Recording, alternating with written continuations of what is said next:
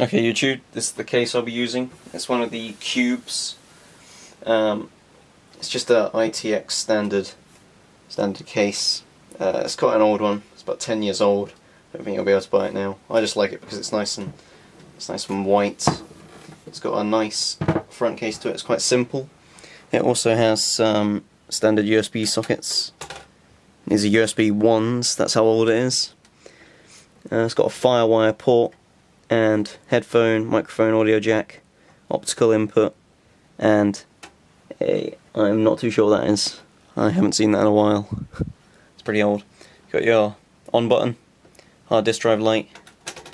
That is for a floppy disk, or you can put your hard drive in there and just be able to access it and unplug it.